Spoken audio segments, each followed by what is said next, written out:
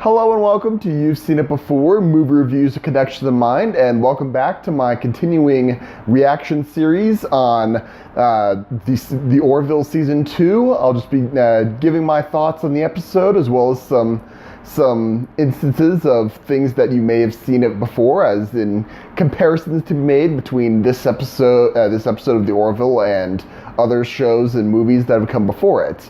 So without further ado, let's get into Season 2, Episode 3 of the Orville, entitled Home. This episode, we finally get to see Elara Katan's home planet of Celea, and due to the fact that her species thrives in higher gravity, life aboard a Earth-normal starship is affecting her in ways that are reducing her enhanced strength. And she has to go home to revive herself and also reunite with her estranged family in that regard. So we get to see her home planet and Elara's home planet, and Elara interact with her family. And of course, things aren't. There's more threats involved than just a family dispute in this instance. Of course, with the character of Elara Katan in particular is pretty much just a reversal of the condition of the character of Lieutenant Melora Pazlar from Star Trek Deep Space Nine. That character, her shtick was that her species thrived in a very light gravity environment, so she had to wear braces in order to interact with people in Earth normal environments, and that caused a lot of disabilities. Whereas in this case, Elara's species thrive in higher gravity, so she has increased strength in that regard. And of course, but also another comparison to be made, both of these characters are faced with the choice of having to interact with their to fix their there's a medical procedure. There is a procedure involved in which they will be healed per se and be able to interact normally with people in this the Union/Starfleet environment. However, they will not be able to return to their home planets ever again if that were to take place. In Melora's case, it was experimental muscle therapy, and in Elara's case, it's simply let the changes happen and she acclimates to Earth standard gravity, but if she will not be able to go back to the higher gravity of her home planet.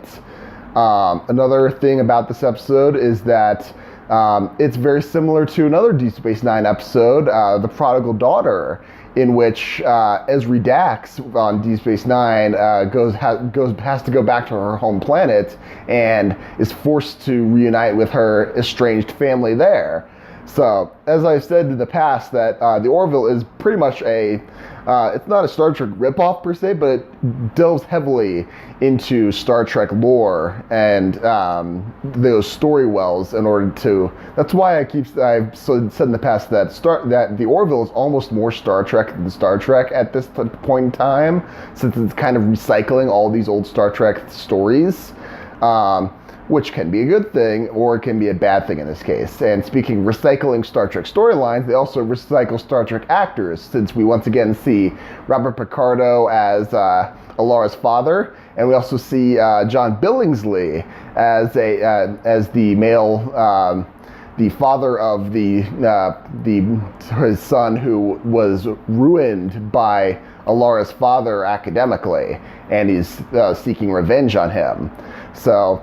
This is an interesting episode. It was a nice episode, and it was very unexpected the way it ended. I did not expect Elara to make the choice that she made and essentially write herself off of the show. I did not know this was going to happen, and I thought that I think it's a shame that this is her story arc is essentially coming to an end at this point. I hope it's not the end entirely, and that she gets more time, more stories in the future, if there is a future.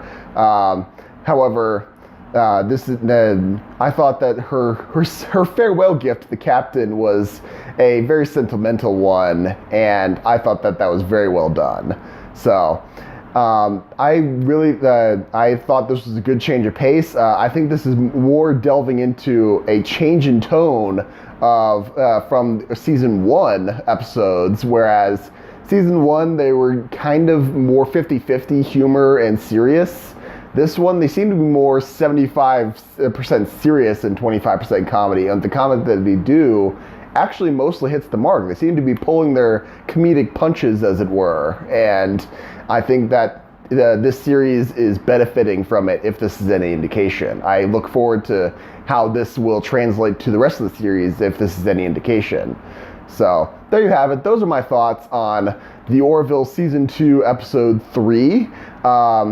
If you let me know down in the comments if you agree or disagree. What you think of the episode? Did I miss any comparisons to be made in this in my video? Let me know, and be sure to look for my next reaction of season 2, episode 4. And next week, January 17th, will also be the start of Star Trek Discovery, and I will be doing a reaction series of the Star Trek Discovery season 2 as well.